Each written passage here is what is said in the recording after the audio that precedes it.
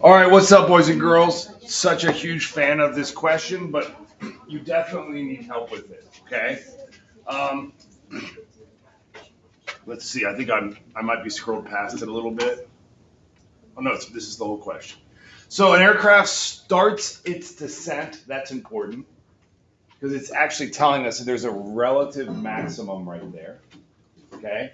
And then doesn't it seem like in order to land, you would need to be tangent to the runway? And so then you would have to have your derivative also equal to zero at that point. So that's a relative minimum. Okay. And then another thing that you need to take into account here is that it looks like there is a change in concavity there. So that means, let me change my color. At the green dot, the second derivative equals zero. And what they want you to do is come up with A, B, C, and D. Okay? This is a great test of calculus and algebra 2. First of all, anyone know what D is? Zero. D is zero. It's how high we are when X is zero and the plane has landed. So now we know D is zero. Get off that color. Okay? Now, since we know that F prime of zero is zero, the derivative is zero. We also know that F prime of negative 4, what's the derivative at negative 4? What's the slope there? The slope of the tangent line is also 0. Okay? And then we know that it says, oh, I drew over it. I better clear this thing. Sorry. Oh, somewhere it says, oh, look, H is 3/4. 4 miles west of the, so we also know that F of negative 4 is 3/4. Okay? That's all the given information. F prime of 0 is 0. Doesn't want me to draw an F. F prime of negative 4 is 0. And F double prime of negative 2 is 0. Although we don't end up needing that one, I can tell you that. But it'll confirm. So we need to take the derivative of this general formula. So F prime of x is, what's the derivative of ax cubed with respect to x? Would just be like 3ax. 3ax squared, right? And then the derivative of bx squared 2bx. plus 2bx plus c. Since we know that f prime of 0 equals 0, if I put in a 0 for x, I get 0 equals 0 plus 0 plus c. So what's c? 0. So c is 0 and d is 0. So now our new goal is to find a and b, okay? Well, we also know that f prime of negative 4 is f prime, we know that f of negative 4 is 3/4. So let's see. If I put in a 4 for x, I get 3/4 for y.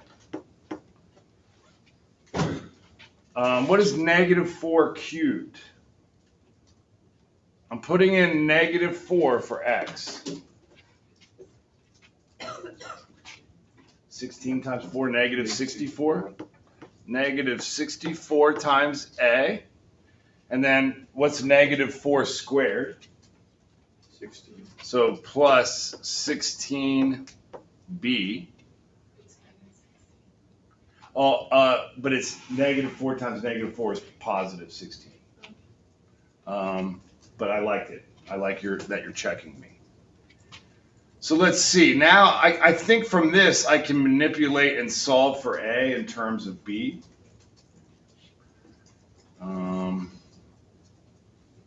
I also know, let's see.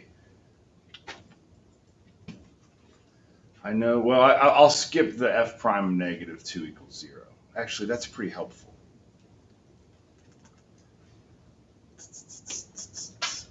Let me just deal with this. So if I multiply everything by 4, then I get 3. What's 64 times 4? 70. Negative 256a plus 64b. Well, I gotta pause this. I don't like where this is going. Okay, hey, I'm taking a pause here. I'm gonna come back to this because we are gonna need it. But I think I have an easier one that I can use. Oh my gosh. This thing is so annoying to erase. It's got the smallest eraser. So I'll come back. Actually, yeah, I have to come back to this. I'm not going to restart the video. Sorry, guys. I will keep this in mind down there below. Let me change colors. Okay, what I want to tap into is that f prime of negative 4 is 0. So if I put in a negative 4 for x here, okay, I get, what's 16 times 3? Is that 48?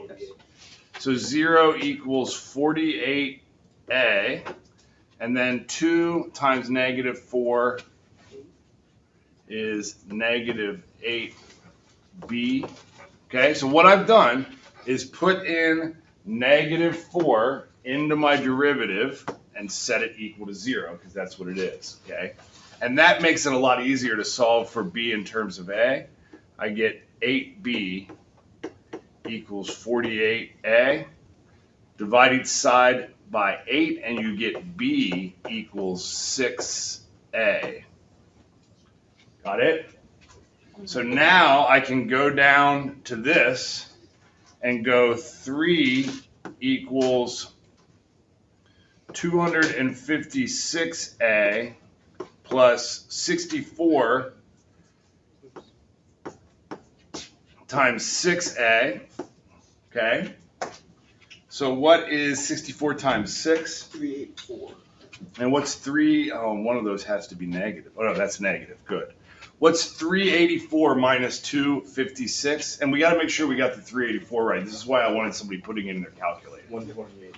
Okay, so you get 3 equals 128a. So what's 128 divided by 3? Is that a whole number? No. So a is 3 over 128. Boink. Got it?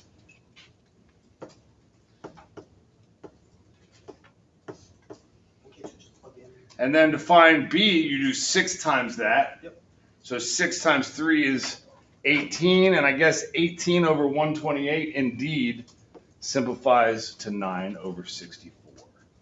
So that's how you do that question. It becomes a system of equations.